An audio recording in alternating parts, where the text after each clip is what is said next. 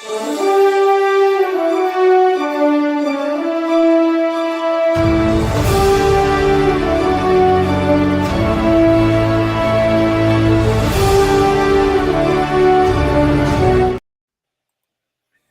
everyone. Hello, this is Jessie Bowen with the Become an Author podcast. And I am excited that I have the opportunity each week to bring to you people that have made the decision to publish a book. I mean, you're sitting on a gold mine. So if you've been thinking about publishing a book, well, I don't know what to write, I don't know how to write, and all that, that's excuses. So on this program, we're bringing to you people that have made a decision to do that, to write their book, and to see what's on the other end of the rainbow.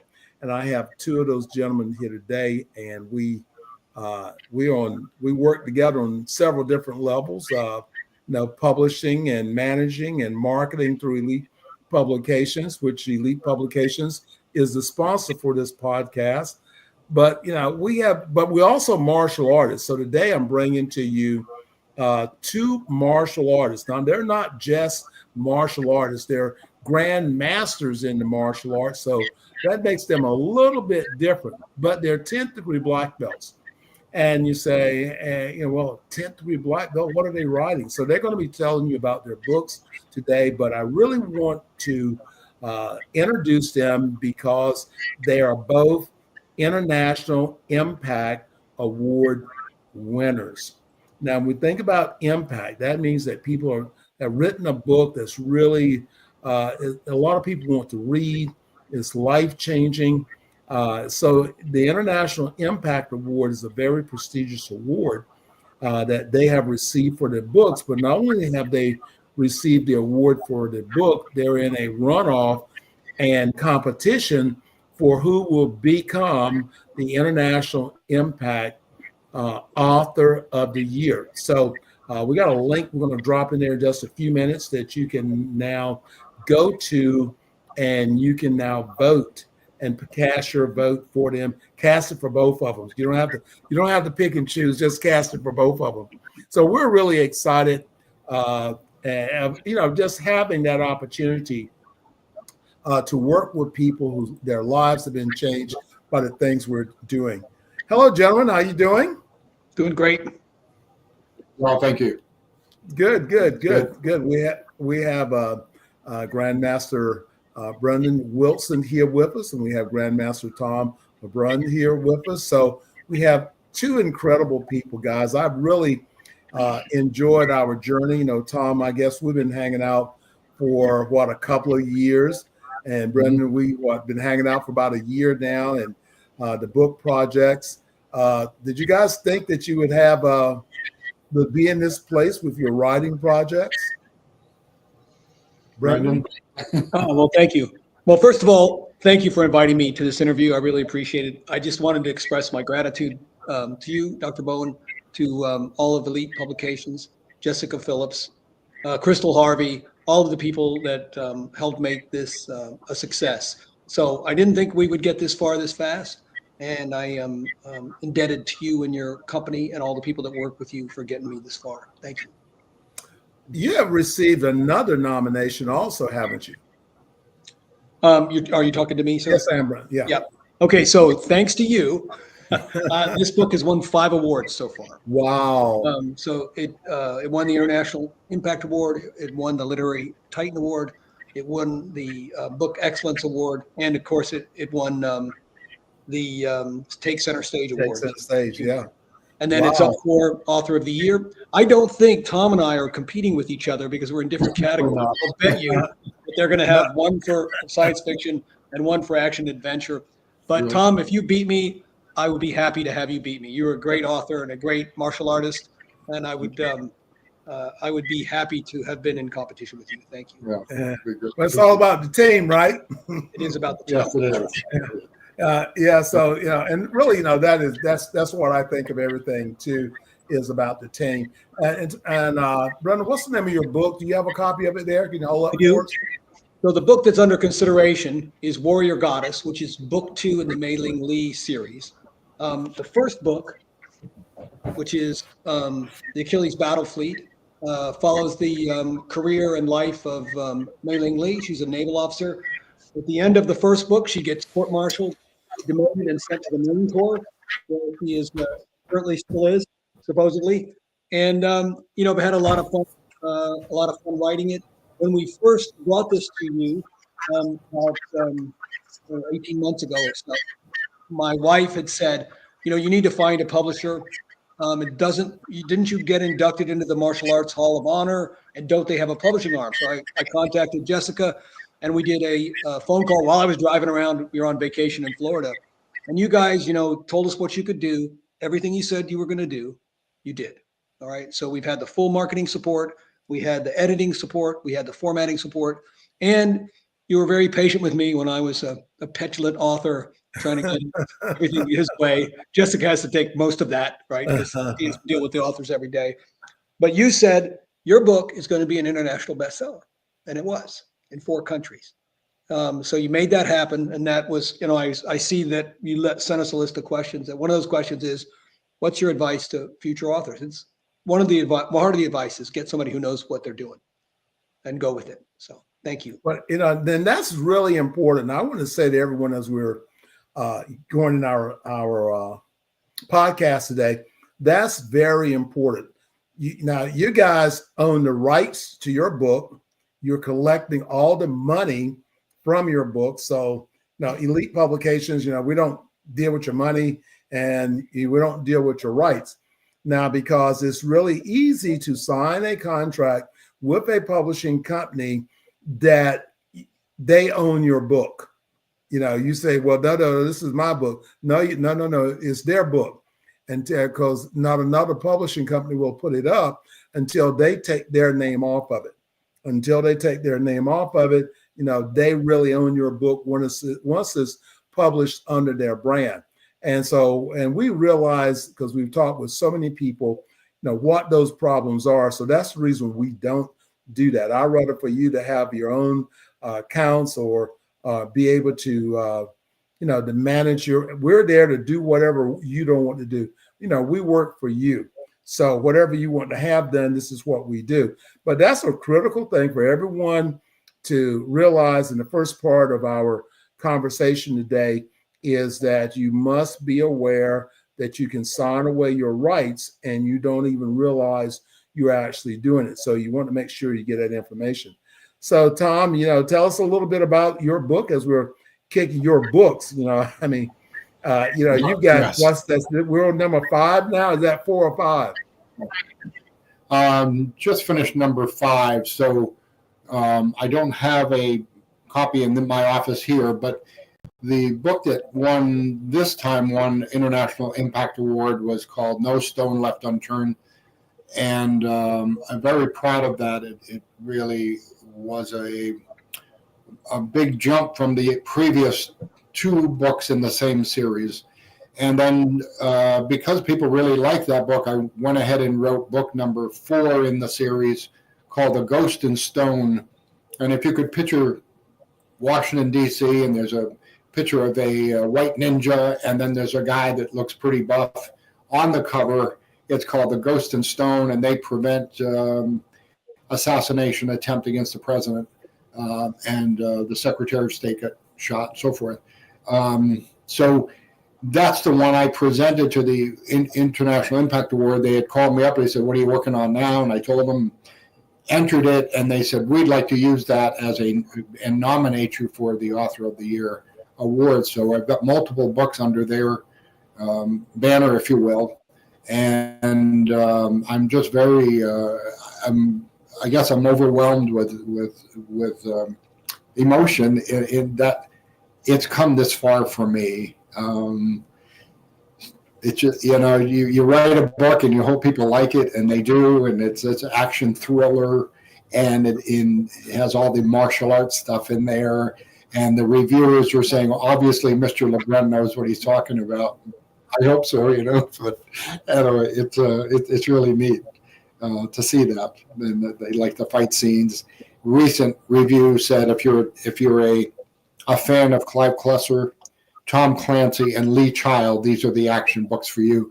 So I told my wife, I said, I just have being mentioned in that group, I feel I've done a very good job in putting my message out there with these books. So I've come a long way since our first interview a few years ago. So it's fun. Think about it for a second, guys. I know I'm not really in my questions right now I have for you. But, think about it. If you hadn't have taken that opportunity, what would you be doing today? You probably would not be in this interview with me. And if you look at the doors of opportunity that's happened since you have actually written your books, that's pretty amazing, the awards recognition. And then again, you're among a very few people that have had the distinct honor of your work to be recognized and for your work to be to win awards. I mean, that says a lot for you, for your story, says a lot for the design. And just to take action, a lot of people don't even know they can enter their books into award competitions, but you guys have actually, you've actually done that. So I think that's pretty incredible. The other thing reason that people write book, and I was in a class this weekend, and it's really true, because as I look at you guys and I look at myself, a person writes one book and that's it, they're going to have limited success. But you look at the people that write 2 books, the people that write now 3 books, and then 4 books. Now those people are the game changers. Their names are out there, their brand recognition's out there. So a book can help them to be able to change not only the financial sides of their life, but it becomes an influencer and other things that you have the opportunity. And what I was in the class that we're talking about, by the time an author hits 3 books, now that's a game changer. I know for me, then I had to think about it. Well, yeah, my 3rd book, I was able to sell my company, retire from Duke University, and be just a author in the author and publishing business. By the time I published 3 books, so now I've got 11 books in that series. So now I have a publishing company. But you see, I'm just saying all that to say that the power of your books and where I've seen you guys, grow from is really amazing. So I really want to commend you to keep moving forward. Anybody want to, chat about that a little bit? So, the person that's out there thinking about writing a book and they haven't moved on it, but they're missing so much by trying. Go ahead. When I first wrote my first book, it's my autobiography, and I didn't know how to write a book. I didn't know the first thing about it, and that was 5 years ago. So I've written 5 books in 5 years. What happened was, as I began, I had my family, my wife, kind of help me along with it. Tell me this story, tell me that story, and it was a book of inspiration, book of motivation, my own story. So the people that are wondering what it's like, or should I write a book, and your mantra, Grandmaster Bowen, is everyone has a story. You just have to tell it. And that's kind of, I didn't hear you then. We didn't know each other, but I started putting it all to paper. But I said, this has got to be, it has to influence people. It has to inspire people. And it has to be something that it's a page turner. So my whole life story it's a very unique journey. And it's called Hiding in Plain Sight, and which also received an International Impact Award way back. And so I tell people, I didn't know anything about writing a book. Why don't you just start? Get your friends involved, have fun with it, play with it a little bit, make it an enjoyable read about your story. You've got something to tell. So I guess that's my take on that question there, is that you take the chance. I mean, what's the worst that could happen? You don't write the book. That's the worst thing that happen. If you write a book and it's a bestseller, and we both have had bestsellers, my God, that turns people around and they say to you, I didn't know you knew how to write a book, and that was a big joke up here. And I thought of me just as a martial artist and stuff. So it opened that world of, boy, that is something that really, so you wrote a book. And now, like I said, I've just finished my 5th book in 5 years, and people just shake their heads. They're like, I didn't know that. Even my son called me the other night, can you mail me some of your books? So that was really pleasing to me. So. Okay, Brendan, so that's what we're really talking about is if you don't write it, then what happens? Absolutely nothing. And, so why don't let's chat a little, hear your chats on that. All right. Well, thank you. When I first started to write this book, it was kind of an interesting time for me. I had been serving in Iraq. I was a civilian at that time working for NATO, and we used to sleep in these concrete reinforced bunkers.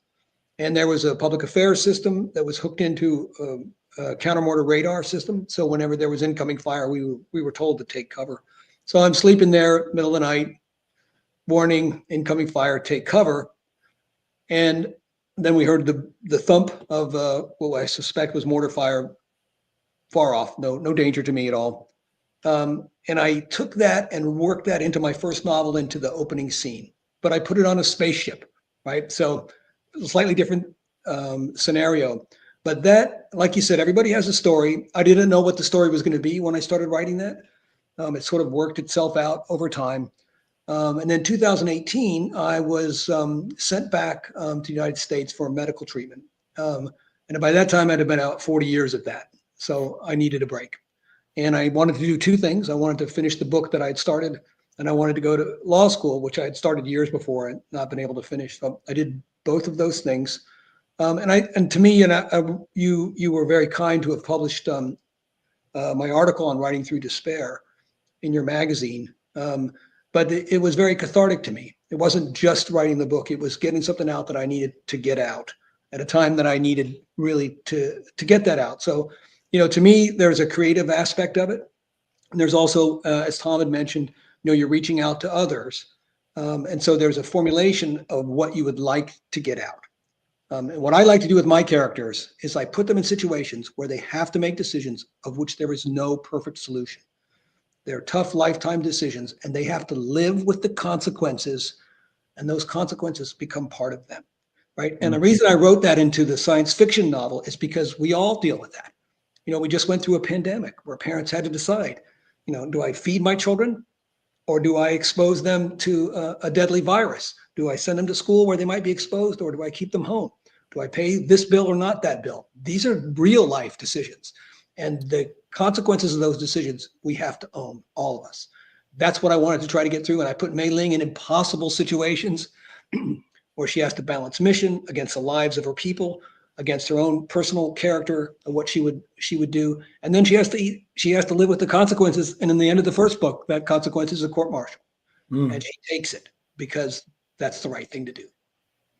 And everyone, we're talking with 2 of our great authors here today who have won the International Impact Award, who are now in the running for Author of the Year through that organization.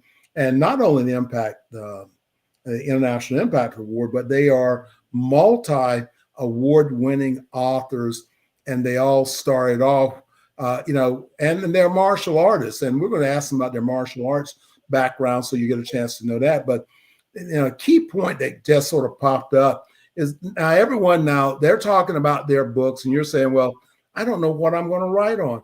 So these are fiction books.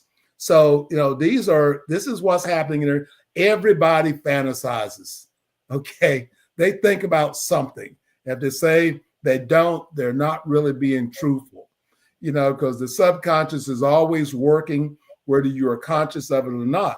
So in that role play, they have come up and actually turned their imagination into real stories where these stories could become, screenplays, so there's so many things that's happening here.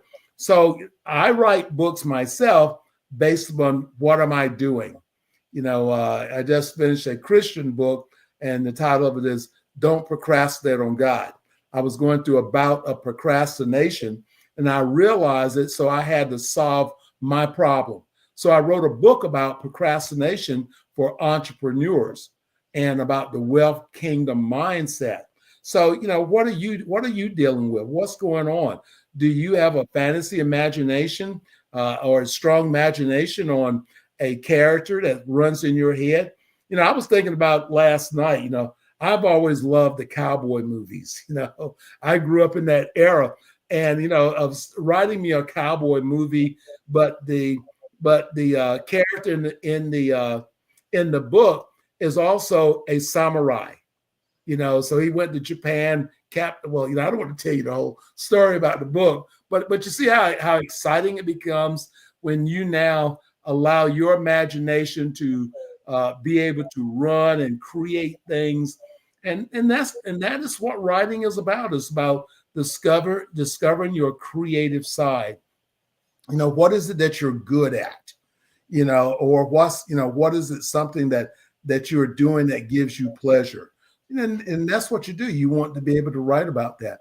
Now, I know, guys, that, you are, again, Tom, you've got the bodyguard experience, and Brendan, you've got the military experience. So let's talk a little bit about your martial arts background, because in building these superheroes, you're really sort of taking your martial arts knowledge and sort of superimposing that over your character. So, Brendan, why don't you go ahead and start for us? Well, thanks. Well, in 1974, that's how old I was. When I was 16 years old, I got cut from the varsity baseball team in Alexandria, Virginia. And that day, I went down to the local karate studio and started training there. And that was a good impetus for me. I went to college. I continued to train in college. I got my black belt about the time I went into the Army as a second lieutenant. I went to the Army Airborne School, Ranger School, where they do combatives, and I kept up that training. In most units I went to, I started a class or a club, or I was captain of a competition team. I served for a year in Korea, 15 months in Korea, where I also trained.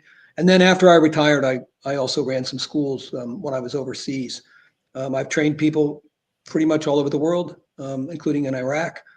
And that's been my journey, and it's really been it's good for me. It's good for the soul. It's good for the body. Good for the spirit. I still train every day, just like you do, Grandmaster Bowen. We talked about that. I don't spar anymore because all the bones have been broken once. But I do my forms, and over the years, you pick up a lot. So and I noticed that I make the forms so that my body can take it. So I don't do any of the jumps anymore. And my high kick is really working up towards the waist these days. But it's been a great journey, and it applies to so much of my life, and I really appreciate it. And it was a really good thing to be able to transition this into my writing. Well, think about martial arts. That's a creative side. Like say your katas, you're having to use your imagination, and that's the thing about studying the martial arts. It's not just the physical side, but it's the mental side, because you learn to expand your imagination, so your creativity. So I think that is totally perfect. And then in integrating that into being a writer, it is really great. Hey, Tom, tell us a little bit about your background.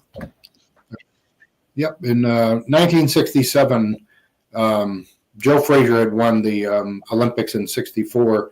So I started following Joe in '67 and filled up a burlap bag full of dirt and sand and so forth and put it out in my backyard, out in the woods, because my parents never knew about it. And I pretended I was Joe Frazier. I'm just working that bag and shredding my winter gloves and so forth, and brought them home and told my parents that the dog ate them, so they bought me another pair. And I just kept going. And now fast forward, and ironically, it was 1974 that I walked into my first formal martial arts class. It was judo. And here I walk in because I had been lifting weights and good-sized young man, and the gentleman said, swing. So I swung, and he flipped me over his head, and I landed on the mat. I said, nice, okay. He said, no, this time don't fool around. He said, I really want you to swing at me. I said, okay.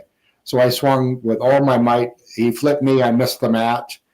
I got up, brushed myself off, and my pride was hurt a little bit. I said, sign me up.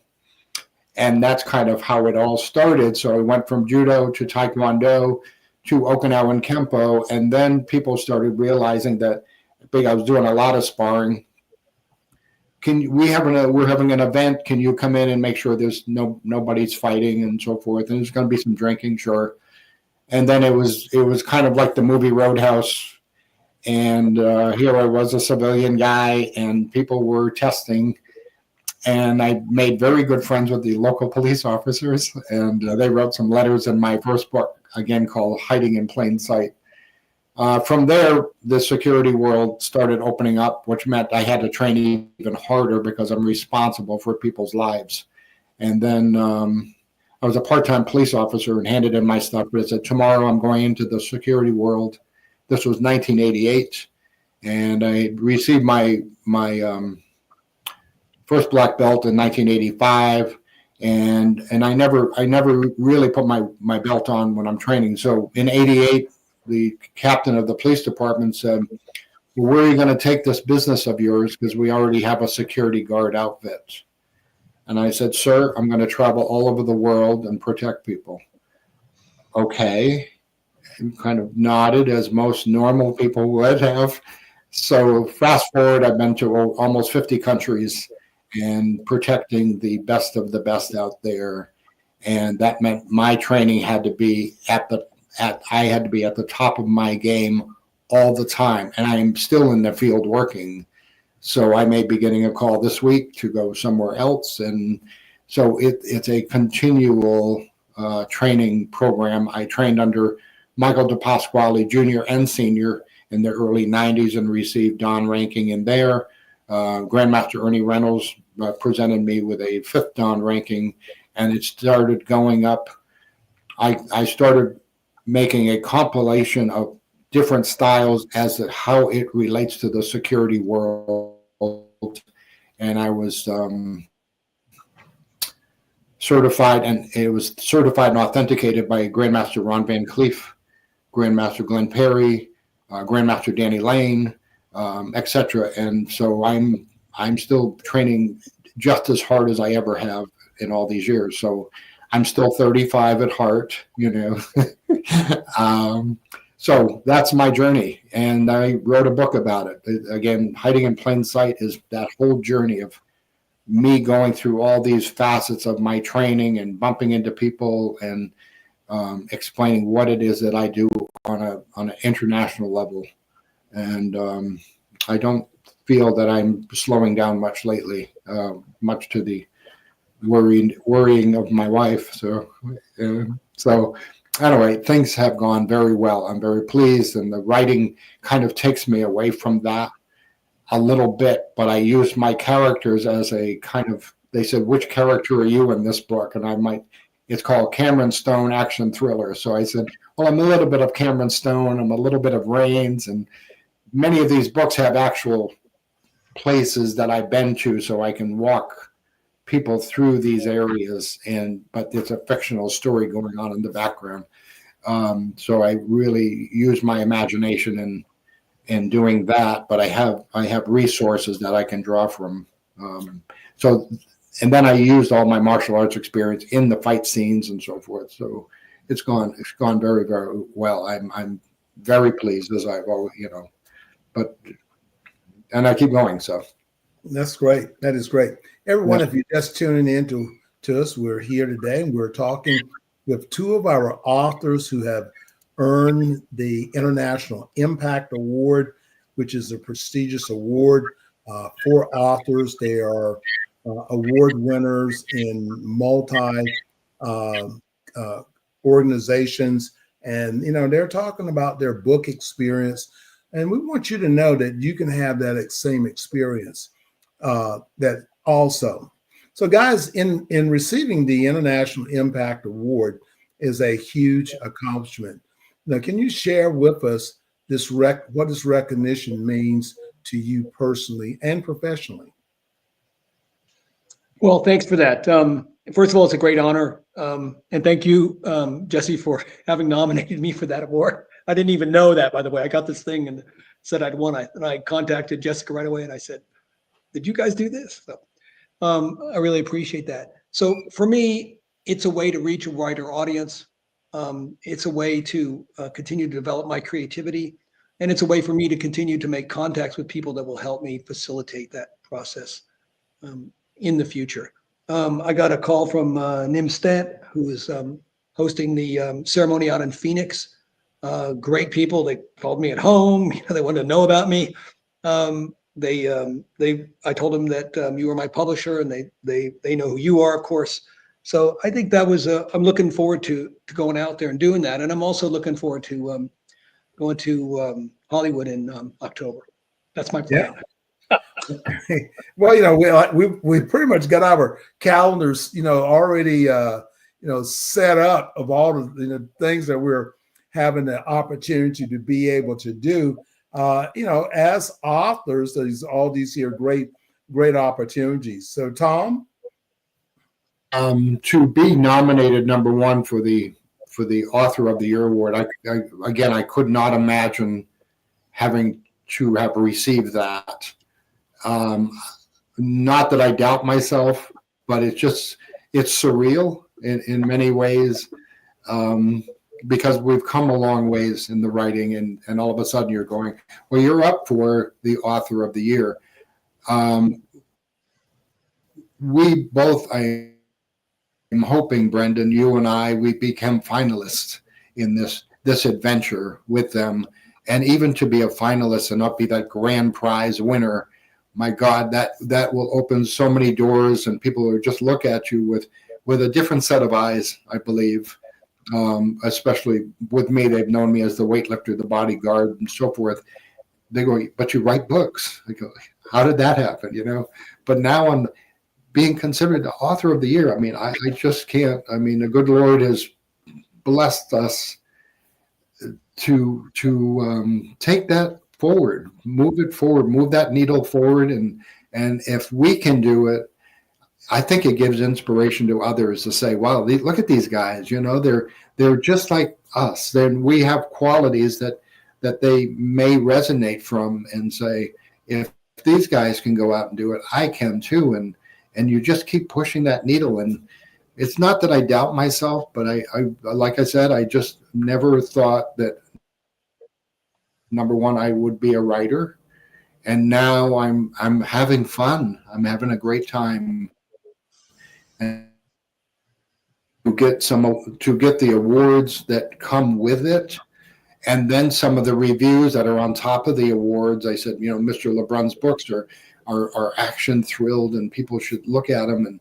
And I'm just very humbled and honored to be participating in those items that come with being an author. So it's going to mean a lot. It's going to really mean a lot. And I know that Joan will be by my side, and we'll go out to Hollywood and just see everyone. It's just fantastic. What an experience. Hollywood. Yeah. It could be I won, last year, I was out for the, I got all my bling bling behind me, but I won the Olympia Award last year, for publishing and martial arts innovation.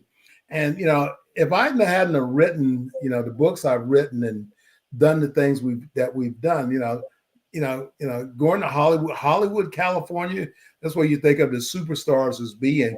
But because we did one thing, it caused an effect. So my next question is advice for inspiring authors. What advice would you give to someone who is thinking about writing a book, especially someone from the martial arts or sports background?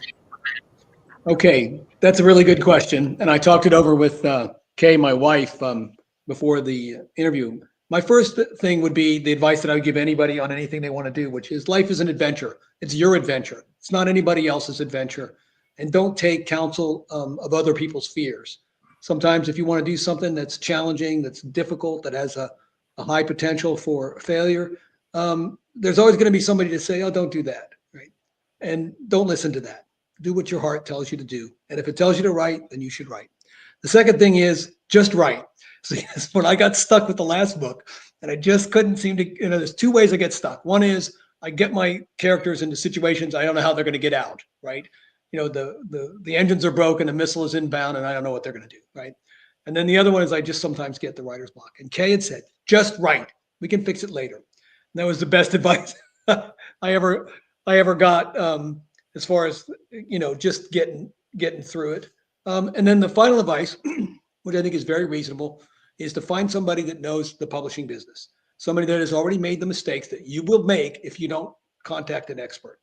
And I struggled through my first book, and I had a publisher, and they did good work, and I don't mean to criticize them. But Jesse, you guys really know what you're doing. So when it comes to how does the book need to be formatted, right? How do you get it registered with the Library of Congress? How do you get your copyright done, right? How do you integrate the different comments with the cover so that it all works together? How does the marketing work? All of that you guys already know how to do. So if you want to get somebody, my final advice is this is where you can probably use some help. Nobody's going to help you write it, but somebody can help you get that book put out there. And so that would be my advice.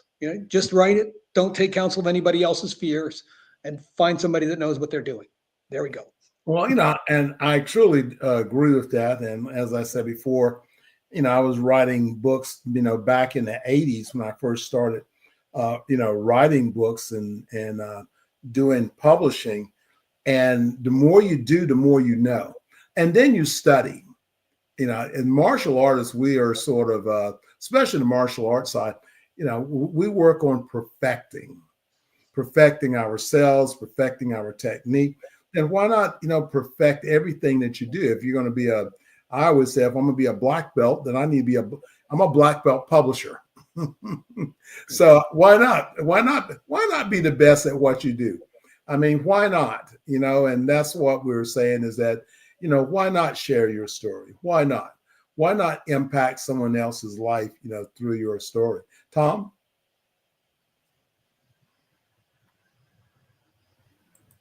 Do we have him there? Is he frozen? Or am I frozen? Tom? Oh, he just dropped off. Okay. Well, he just dropped off, so maybe he'll be back in here in a minute. Let me see. Can I add him back to the stage? Tom, you there? Tom?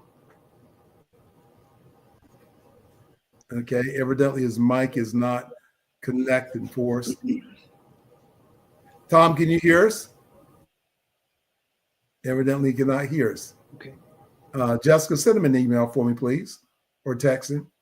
Okay, great. So we're here. We'll just keep the show going. That's not a problem. You and I are both talkers. So let's talk about the future of writing. Both of you are in the running for the International Impact Author of the Year Award. What does this recognition mean to you, and how will you plan to continue sharing your stories and making an impact? So what's that next journey? Did you want that for me or for Tom? Let's see. Tom's back. I don't know if he can hear me yet or not. I don't think he's still connected, so it's going to be for you. Got it.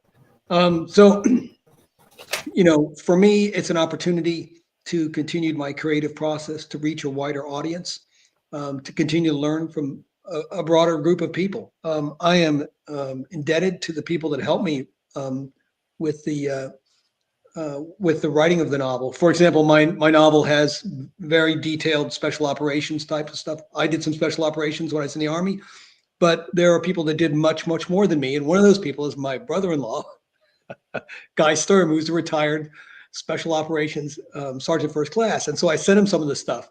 And most of it he came at and he said, that's not how they do it. I said, well, I got to write it so that people will like it. My daughter is a physician. There's some medical stuff in there. I asked her to consult with me on that. My son is a historian. I asked him, there's a historical background to that. I asked him for that. But the funniest one was one of my former colleagues is a former Ranger company commander. Was a retired colonel. And I sent him the novel and he said, I like the special operations part, but you always got to remember in every unit, even when they're in special operations, there's always one screw up. Got to write the screw up guy in there. So I did that. But I expect that if this award goes forward for Author of the Year, that I will get to meet more people, that I will get to reach more people, and I will be able to get input from more people. And that's part of the joy of writing.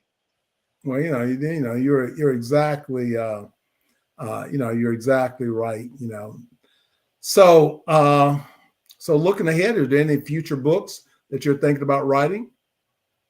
Well, I've got the third novel in the Mei Ling Lee series. I'm writing it now. It should be out by the winter holiday. All going well, and I hope that you will take me on again and help me publish that one. The second novel, the one that is already published, Warrior Goddess, which is currently being considered for Author of the Year, that novel has a cliffhanger ending.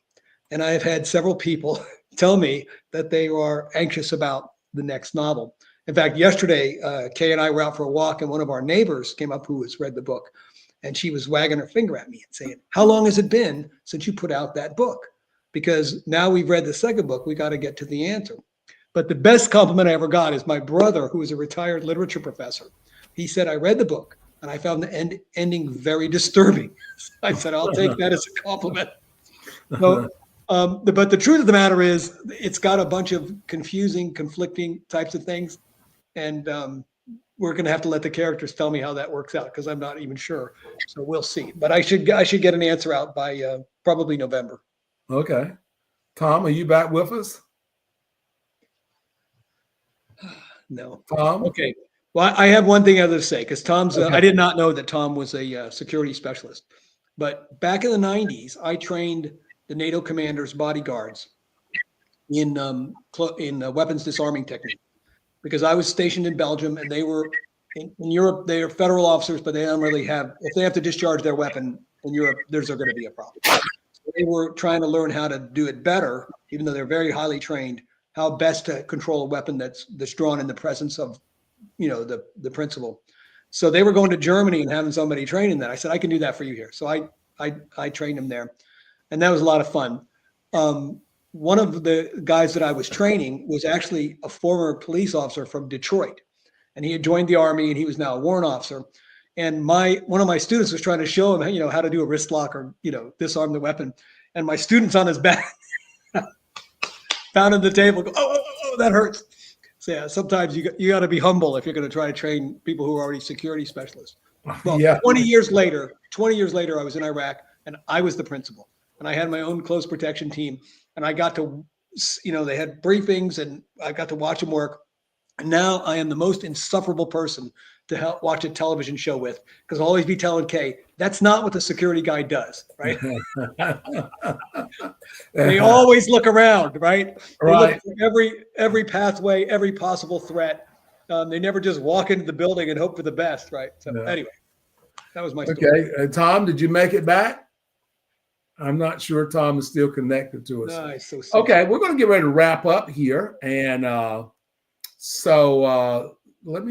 last question, final in our closing piece. What advice would you like to share with the listeners on how becoming an author can empower and transform their lives? So that was sort of what we started with. So this is sort of coming back, so what advice would you share with the listeners on becoming an author and empowerment and to become empowered, and how will it transform your life? Great. Well, thanks for that, Jesse. I put that in the context of other parts of everyone's life. Everyone has a challenge. Everyone has a goal that they want to accomplish, and it's their adventure. Every once in a while I'll run across young people now. I meet them. I always ask them what they're doing, and give them a chance to talk about what they want to do. And sometimes you can tell that they want to do something, right? But it's hard, or their parents don't want them to do it, or there's a high risk of failure. And if I'm given the opportunity, I'll say, do what your heart tells you to do, right? Do it with all your might, especially when you're young. I mean, I went to law school when I was 60 years old. You can do things when you're older. And then, so don't take counsel of other people's fears, because it's only your adventure. When I was 23 years old, as a second lieutenant, I wanted to go to the U.S. Army Ranger School. And everyone said, no, that's not for you. You know, that's for, somebody that's an infantry officer. I was an artillery officer. So I said I would go, and I couldn't get orders to go. So I was at the jump school, and I went down. There's this, this woman that did the orders. And I said, can I go? She said, come back tomorrow. So I came back the next day, and she said, I tried to get your branch to let you go, but they said no. She said, but I called your joining unit, and they said that you don't have to, that they're full strength. So I asked them, can Lieutenant Wilson report 9 weeks late? And they said yes. So I've given you standby orders, right? You go down to the Ranger School. They don't have to take them, right? They can just turn you around and send you back, but it's worth a try. So I reported down there, and there was this tough old sergeant. I was lieutenant, but you can't wear any rank at Ranger School, so you're nothing. You're lower than a private. And he said, this is nothing. This is BS. Get out of here. You don't have a physical. You don't have a PT test. You don't have a weapons qualification test. You don't have anything. You're wasting my time. Get out of here. And I said, I'm not leaving. And he said, what did you say to me? I said, I'm not leaving. I came here, and I will leave with a Ranger tab or in a body bag. If you want me to leave, call the MPs. They better have their weapons drawn. I'm not going, right? And he said, how many do we have? I said, 34, first sergeant. He said, go on through. So sometimes you just got to do what you want to do, and writing is like that. Writing is like that. You want to write the book, write the book. Right. So, Tom, is your voice, are you audio back with us? I think so. Sorry, I've been telling your story the whole time. So, we're into the closing part. So, what advice would you, do you have, for those people that are thinking about writing a book, but they're still on the fringes?